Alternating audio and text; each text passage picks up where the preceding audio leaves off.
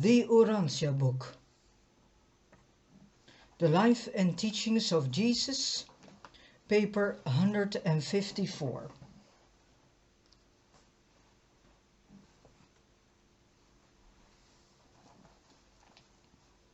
Last Days at Capernaum.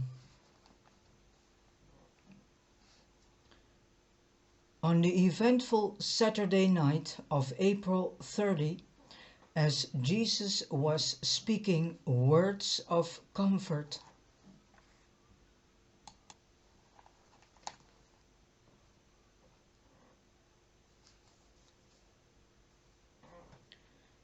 and courage to his downcast and bewildered disciples.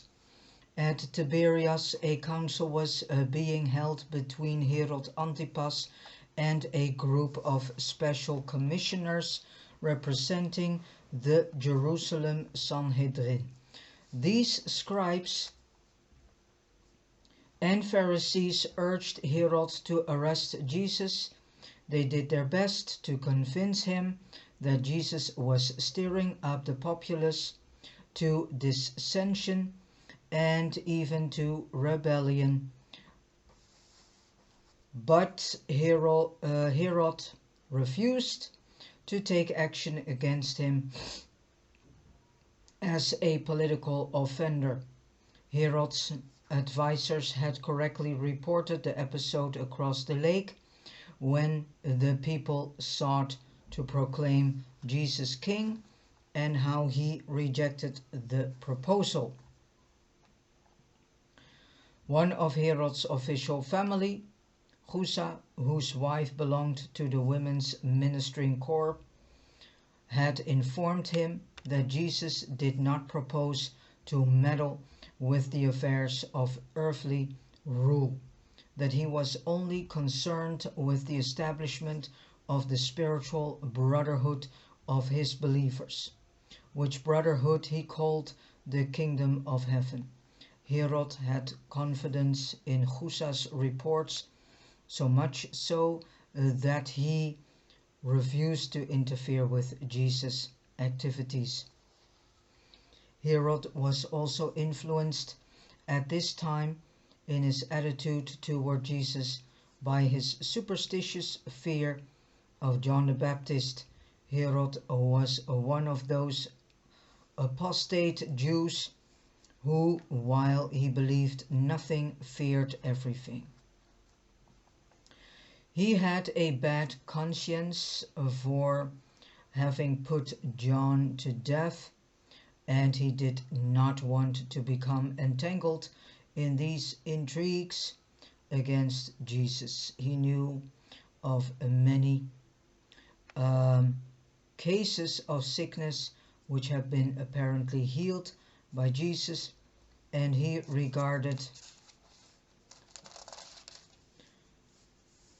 him as either a prophet or a relatively harmless religious fanatic.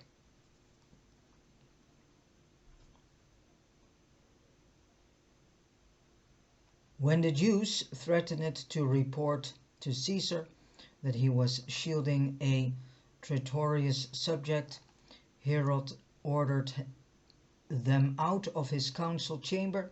Thus,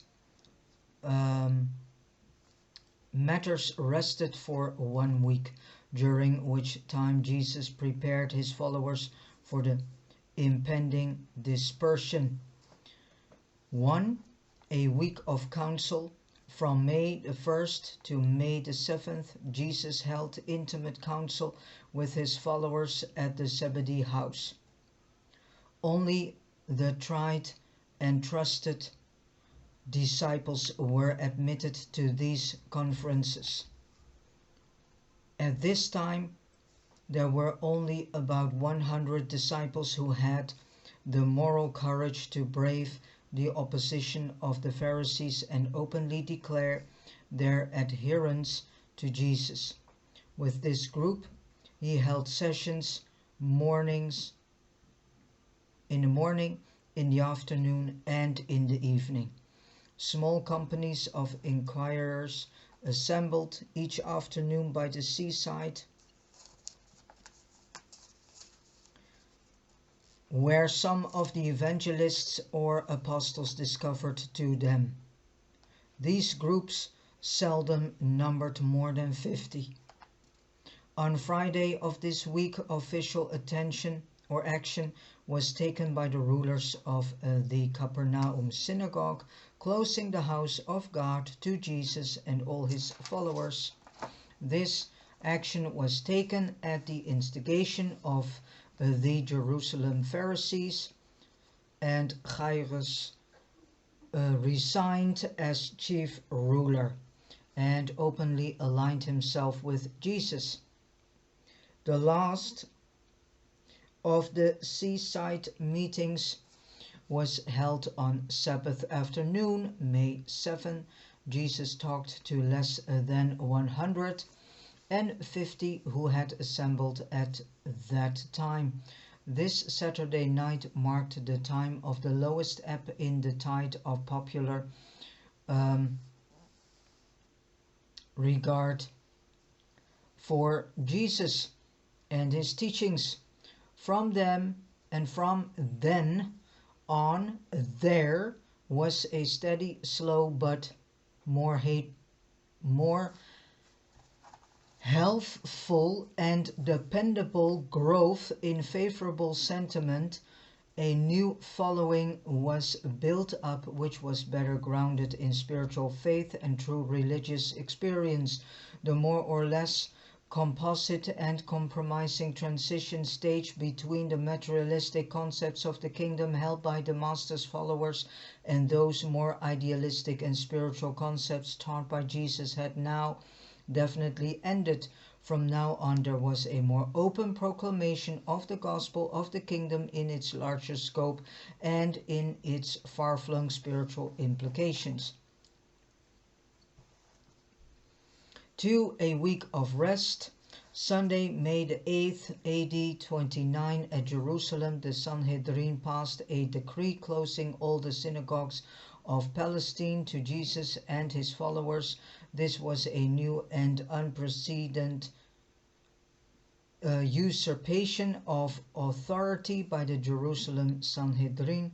Therefore, each synagogue had existed and functioned as an independent congregation of worshippers and was under the rule and direction of its own board of governors. Only the synagogues of Jerusalem had been subject to the authority of the Sanhedrin.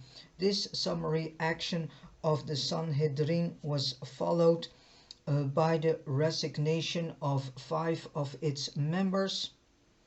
100 messengers were immediately dispatched to convey and enforce this decree.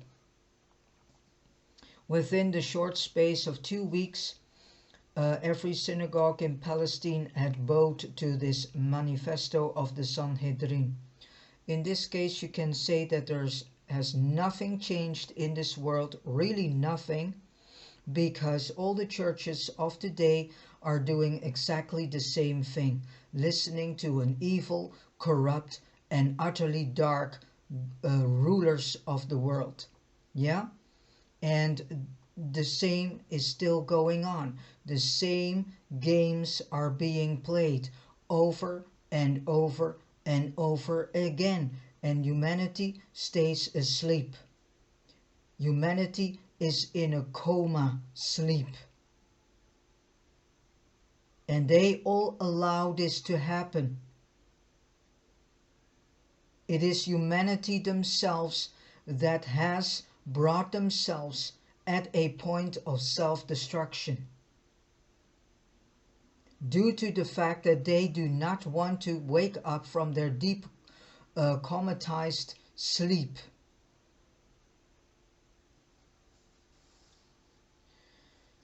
Because in 2020 we have seen the results of the mental condition of the majority of humanity in this world. This world is not only a prison system, it is also a mental institution.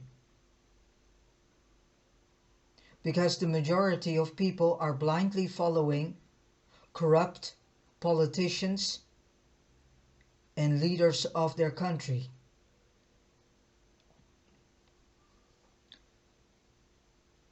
except the synagogue at Hebron. And the same and this is actually going on because they are um,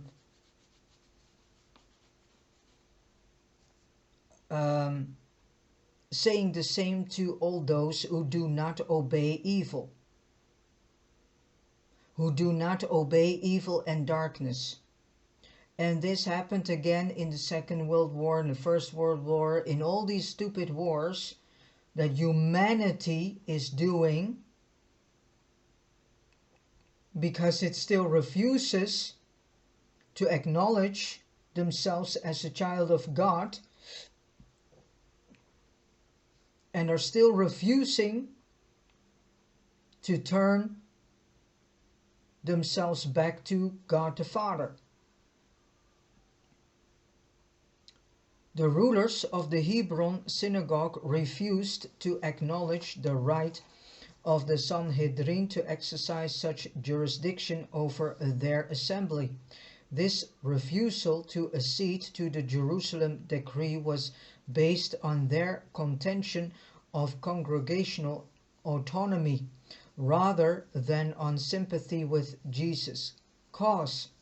Shortly thereafter, the Hebron synagogue was destroyed by fire. And this is going on. People need to wake up that the American so-called government, the political leaders of America, are criminals. And they think that they have the right to bombard other countries and to obey them to their sick, corrupted, evil rules. And if they do not do what the American political leaders want them to do, what are they doing? They are starting a war against that country.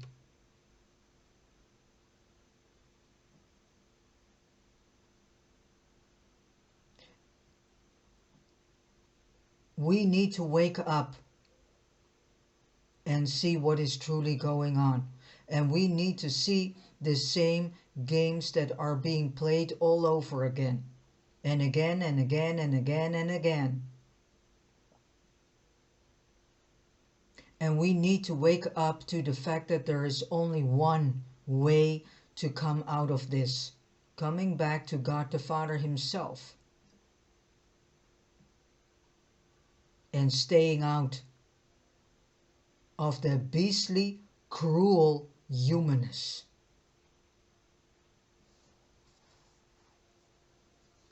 This same Sunday morning, Jesus declared a week's holiday, urging all of His disciples to return to their homes or friends to rest their troubled souls and speak words of encouragement to their loved ones.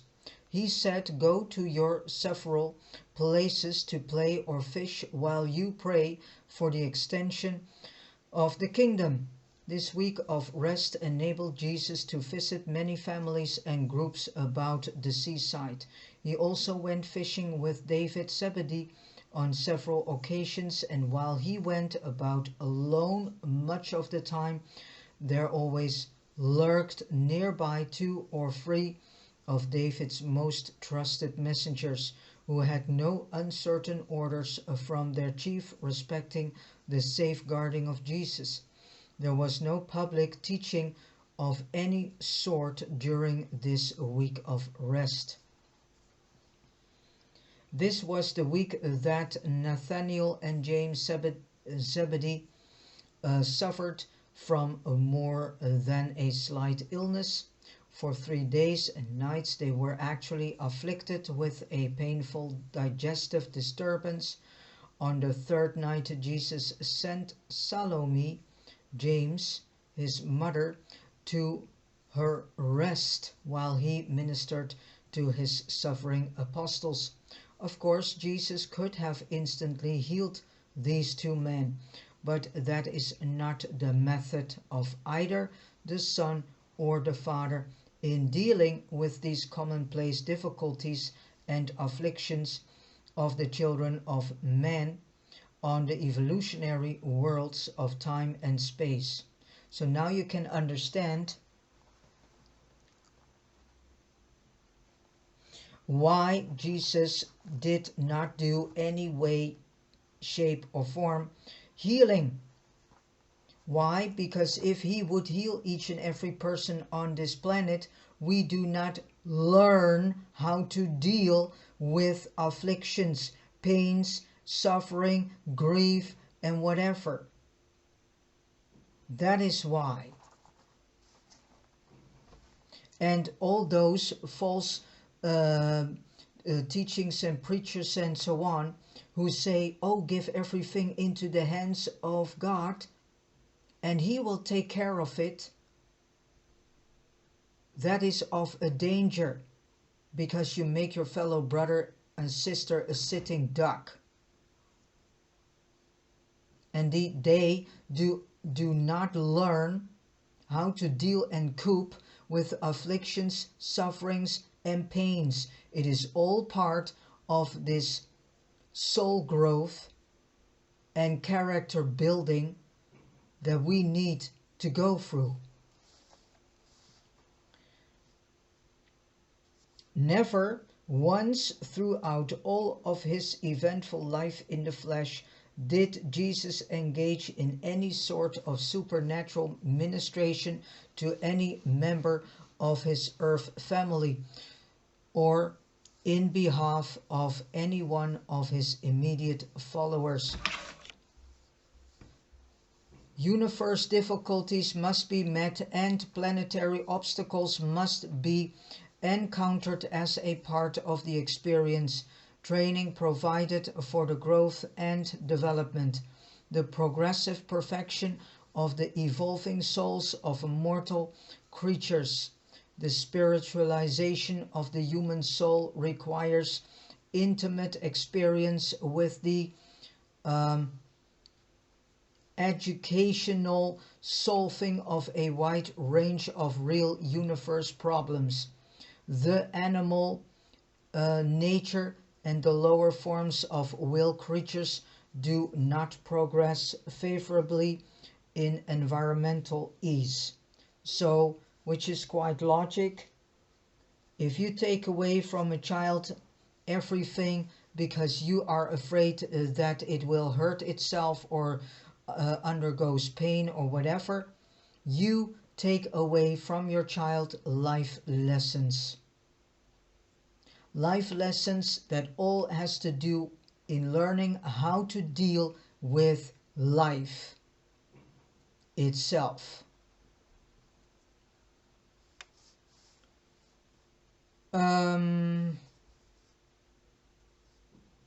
Problematic situations coupled with extortion stimuli conspire to produce those activities of mind, soul and spirit which contributes mightily to the achievement of worthy goals of mortal progression and to the attainment of higher levels of spirit destiny. 3. The Second Tiberias Conference. On May 16th, the second conference at Tiberias between the authorities at Jerusalem and Herod Antipas was convened. Both the religious and the political leaders from Jerusalem were in attendance. The Jewish leaders were able to report to Herod that practically all the synagogues in both Galilee and Judea were closed to Jesus' teachings. A new effort was made to have Herod place Jesus under arrest, but he refused to do their bidding. On May 18th, however, Herod did agree to the plan of permitting the Sanhedrin authorities to seize Jesus and carry him to Jerusalem to be tried on religious charges provided by the Roman ruler of Judea. Concurred in such an arrangement. Meanwhile, Jesus' enemies were industriously spreading the rumor throughout Galilee that Herod had become hostile to Jesus and that he meant to exterminate all who believed in his teachings. On Saturday night, May the 21st, word reached Tiberias that the civil authorities at Jerusalem had no objection to the agreement between Herod and the Pharisees that Jesus be seized and carried to Jerusalem for trial before the Sanhedrin on charges of flouting the sacred laws of the Jewish nation. Accordingly, just before midnight of this day, Herod signed the decree which authorized the officers of the Sanhedrin to seize Jesus within Herod's domains and forcibly to carry him to Jerusalem for trial. Strong pressure from many sides was brought to bear upon Herod before he consented to grant this permission, and he well knew that Jesus could not expect a fair trial before his bitter enemies at Jerusalem. 4.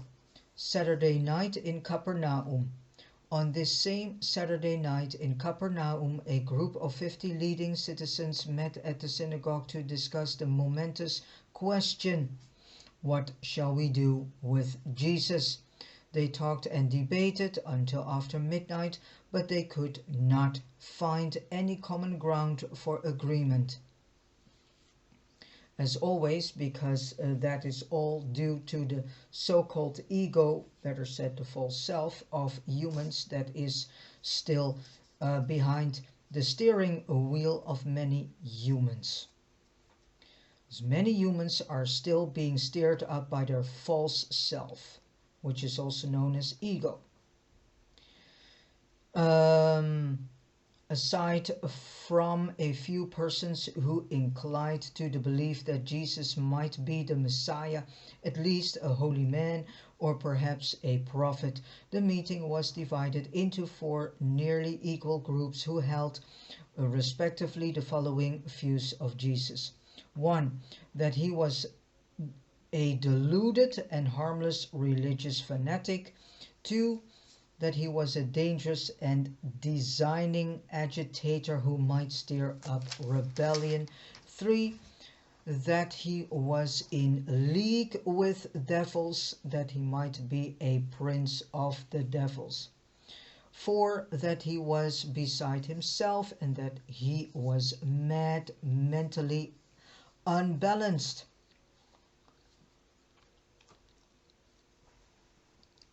There was much talk about Jesus' preachings, doctrines, which were upsetting for the common people.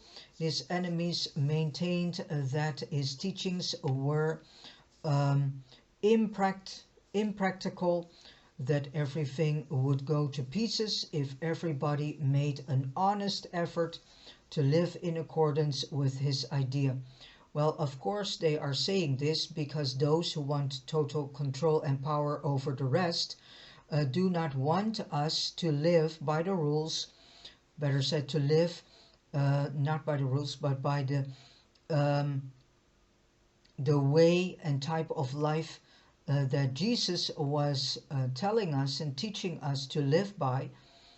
And of course they do their uttermost best until the day of today to make sure that not too many people are doing this, because then they will lose grip and power over the rest. So this also has never changed, because this is still going on. And that is why they do everything to make sure that people stay in a comatic sleep, and do everything to keep that. And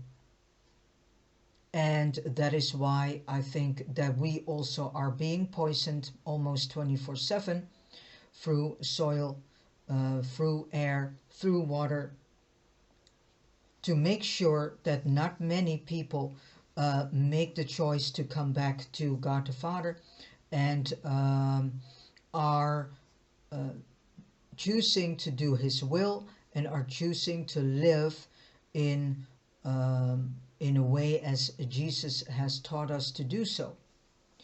And the men of many subsequent generations have said the same things.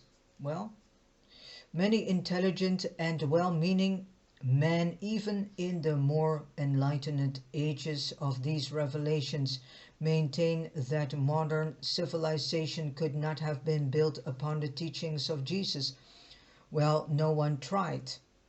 There has been no country, no nation, no political leader, no president, no prime minister that ever has had the courage to say, you know what, let my country, let my nation be a nation that is being built up upon the teachings of Jesus, and let's see what the results are if we do so. And let this nation then be an example for the rest. No one has done this ever.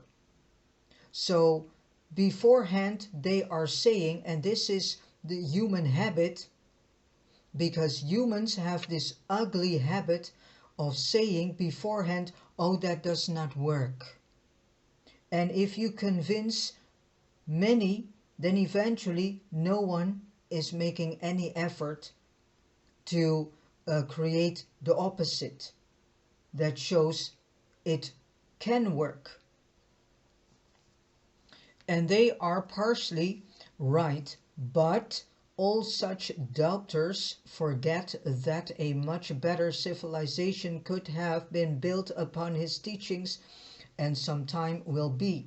This world has never seriously tried to carry out the teachings of Jesus on a large scale, notwithstanding that half-hearted attempts have often been made to follow the doctrines of the so-called Christianity. And these doctrines are actually coming from Paul of Tarsus, because the so-called Christianity that we are dealing with today is based on the teachings of Paul of Tarsus and the way that he interpreted Jesus, his teachings, and Jesus the man. So there is nothing of Jesus in Christianity of nowadays. And because there are some teachings of Jesus in the New Testament, doesn't make a religion being a religion of Jesus. And another thing, these few teachings of Jesus that are to be found in the New Testament are also not correctly interpreted, nor correctly written down. 5. The eventful Sunday morning. May 22 was an eventful day in the life of Jesus. On this Sunday morning, before daybreak, one of David's messengers arrived in great haste from Tiberias, bringing the word that Herod had authorized, or was about to authorize, to arrest Jesus by the officers of the Sanhedrin. The receipt of the news of this impending danger caused David Zebedee to arouse his messengers and send them out to all the local groups of disciples, summoning them for an emergency council at 7 o'clock that morning. When the sister-in-law of Jude, Jesus' brother, heard this alarming report, she hastened word to all of Jesus' family who dwelled nearby, summoning them forthwith to assemble at Zebedee's house. And in response to this hasty call, presently there were assembled Mary, James, Joseph, Jude, and Ruth. And Ruth has been the only family member who always have believed in her brother Jesus, his mission, and that he was the Son of God, or a Son of God. At this early morning meeting, Jesus imparted his farewell instructions to the assembled disciples. That is, he bade them farewell for the time being, knowing well that they would soon be dispersed from Capernaum. He directed them all to seek God for guidance and to carry on the work of the kingdom, regardless of consequences. The evangelists were to labor as they saw fit until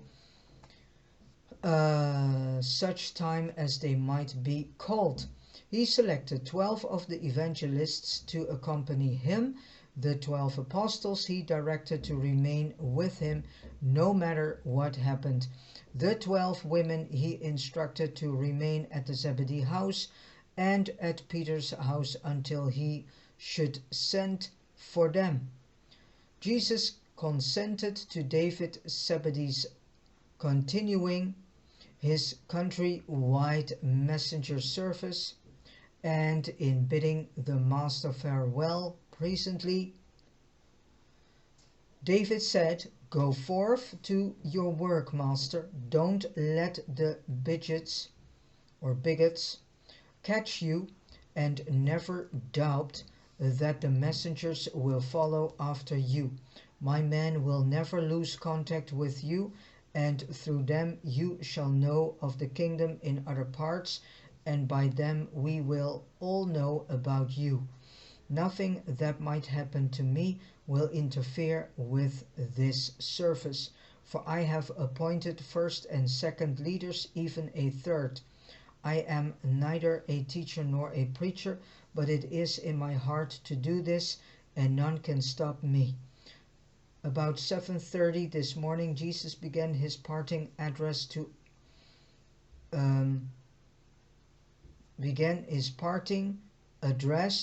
almost 100 believers who had crowded indoors to hear him.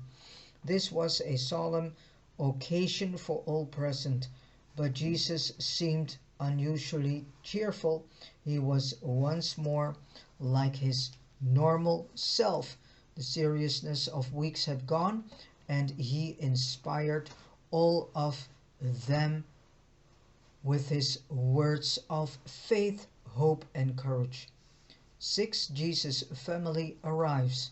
It was about 8 o'clock on this Sunday morning when 5 members of Jesus' earthly family arrived on the scene in response to the urgent summons of Jude's sister-in-law. Of all his family in the flesh, only one, Ruth, believed wholeheartedly and continuously in the divinity of his mission on earth. Jude and James and even Joseph still retained much of their faith in Jesus, but they had permitted pride to interfere with their better judgment and real spiritual inclinations. Mary was likewise torn between love and fear, between mother love and family pride.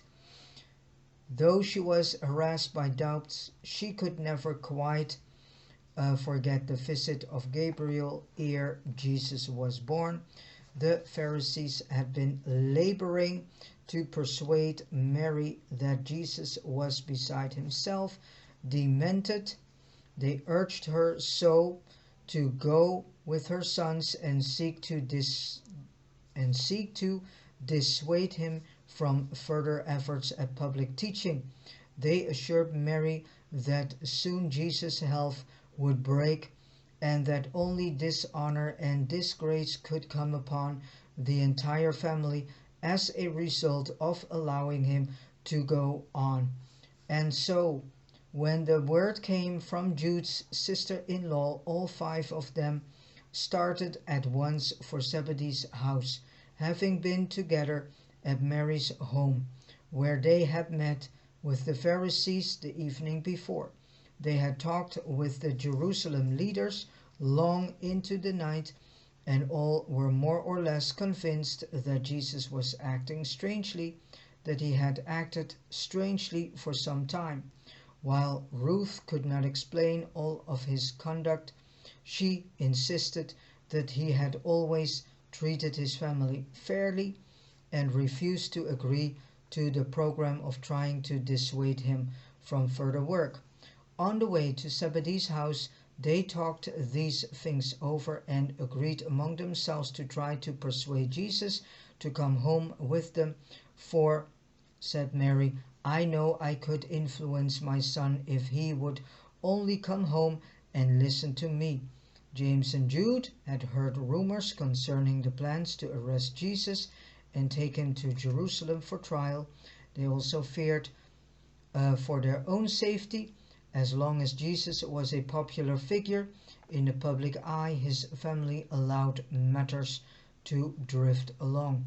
But now that the people of Capernaum and the leaders at Jerusalem had suddenly turned against him, they began keenly to feel the pressure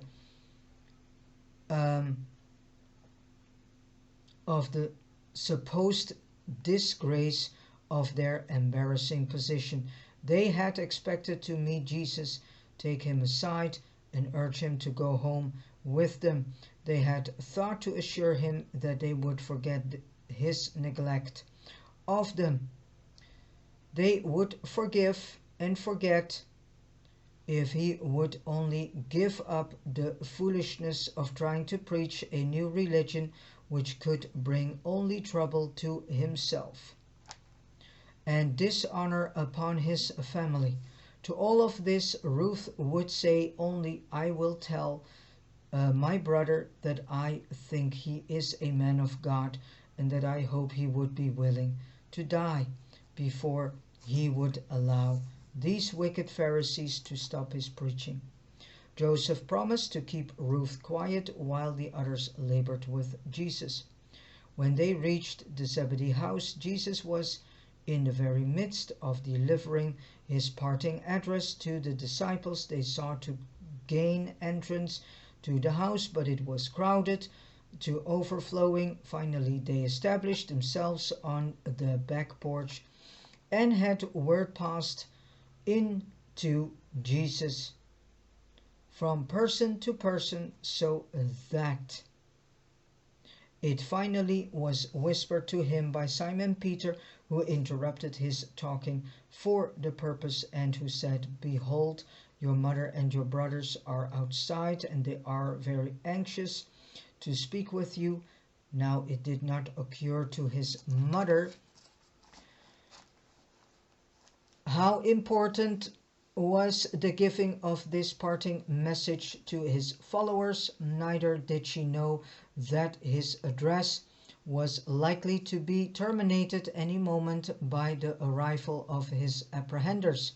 She really thought, after so long an apparent estrangement, in view of the fact that she and his brothers had shown the grace actually to come to him, that Jesus would cease speaking and come to them the moment he received word they were waiting. It was just another of those instances in which his earth family could not comprehend that he must be about his Father's business, and so Mary and his brothers were deeply hurt when, notwithstanding that he paused in his speaking to receive the message, instant of his rushing out to greet them, they heard his musical voice speak with increased volume, "Say to my mother and my brothers that they should have no fear for me. The Father who sent me into the world will not forsake me, neither shall any harm come upon my family. Bid them be of good courage and put their trust in the Father of the kingdom."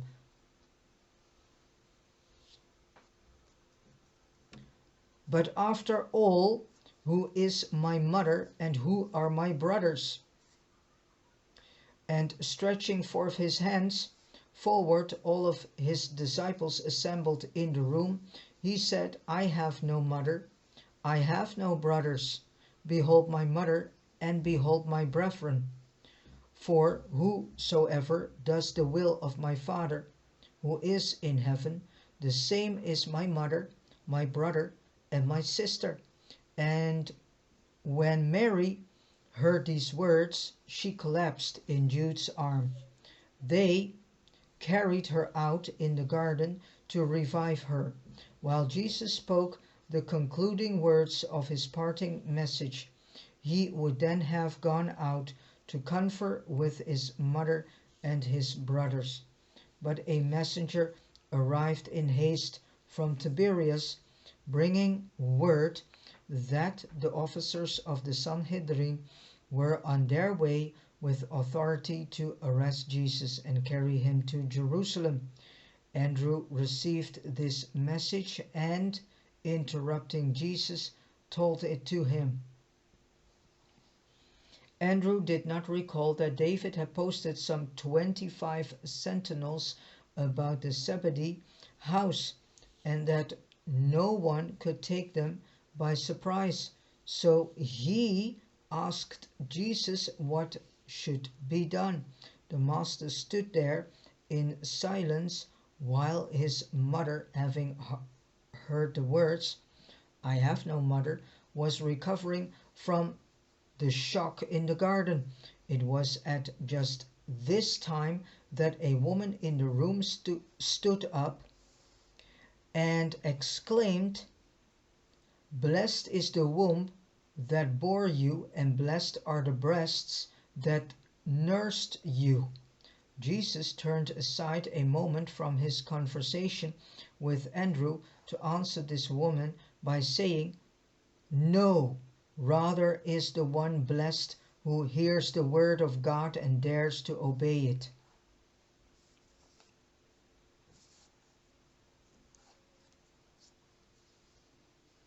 Mary and Jesus' brothers thought that Jesus did not understand them, that he had lost interest in them, little realizing that it was they who failed to understand Jesus.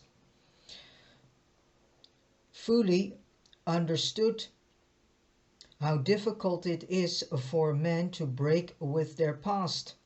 He knew how human beings are swayed by the preacher's eloquence, and how the conscience responds to emotional appeal as the mind does to logic and reason. But he also knew how far more difficult it is to persuade men to disown the past. It is forever true that all who may think they are misunderstood or not appreciated have in Jesus a sympathizing friend and an understanding counselor. He had warned his apostles that a man's vows, be they of his own household, but he had hardly realized how near this prediction would come to apply to his own experience. Jesus did not forsake his earthly family to do his Father's work. They forsook him later on, after the Master's death and resurrection, when James became connected with the early Christian movement. He suffered immeasurably as a result of his failure to enjoy this earlier association with Jesus and his disciples. In passing through these events, Jesus chose to be guided by the limited knowledge of his human mind. He desired to undergo the experience with his associates as a mere man, and it was in the human mind of Jesus to see his family before he left. He did not wish to stop in the midst of his discourse and thus render their first meeting after so long a separation such a public affair.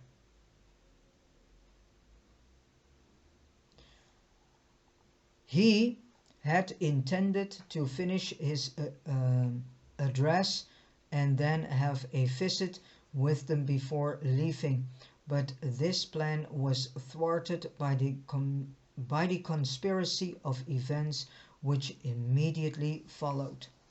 The haste of their flight was augmented by the arrival of a party of David's messengers at the rear entrance of the Zebedee home. The commotion produced by these men frightened the apostles into thinking that these new arrivals might be their apprehenders, and in fear of immediate arrest, they hastened through the front entrance to the waiting boat, and all of this explains why Jesus did not see his family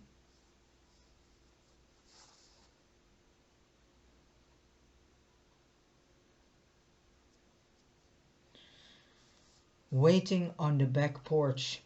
But he did say to David Zebedee as he entered the boat in hasty flight, "Tell my mother and my brothers that I appreciate their coming and that I intended to see them. Admonish them to find no offense in me, but rather to seek for a knowledge of the will of God and for grace and courage to do that will." And seventh, the last, the hasty flight or hasty flight. And so it was on this Sunday morning, the 22nd of May, in the year AD 29, that Jesus, with his 12 apostles and the 12 evangelists, engaged in this hasty flight of the Sanhedrin officers who were on their way to Bethsaida with authority from Herod Antipas to arrest him and take him to Jerusalem for trial on charges of blasphemy and other violations of the sacred laws of the Jews. It was almost 8:30 this beautiful morning when this company of 25 manned the oars and pulled for the eastern shore of the Sea of Galilee. Following the master's boat was another and smaller craft, containing 6 of David's messengers who had instructions to maintain contact with Jesus and his associates and to see that information of their whereabouts and safety was regularly transmitted to the home of Zebedee in Bethsaida, which had served as headquarters for the work of the kingdom for some time. But Jesus was never again to make his home at the house of Zebedee. From now on, throughout the remainder of his life, the master truly had nowhere to lay his head. No more did he have even the semblance of a settled abode.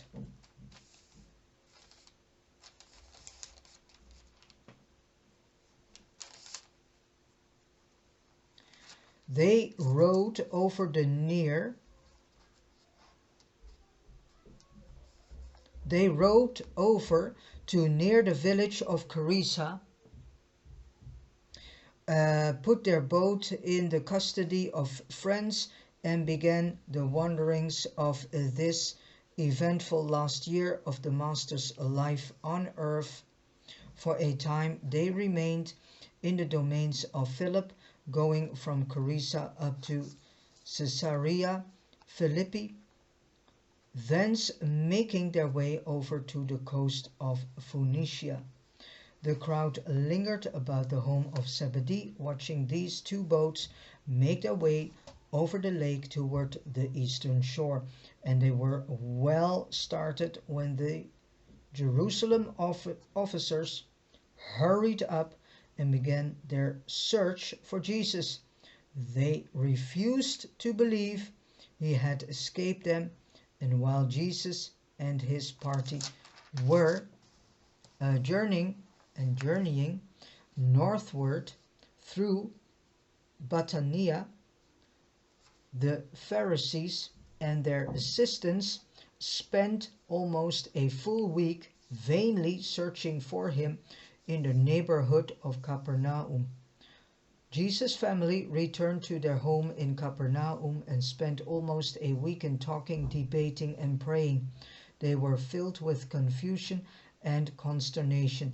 They enjoyed no peace of mind until Thursday afternoon, when Ruth returned from a visit to the Zebedee's house, where she learned from David that her brother was safe and in good health and making his way toward the Phoenician coast.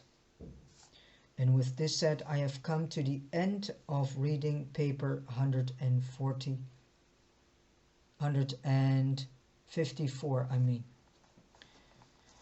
Thank you for listening to this audio video. I wish you all a beautiful, joyful, and loving day, and God bless you.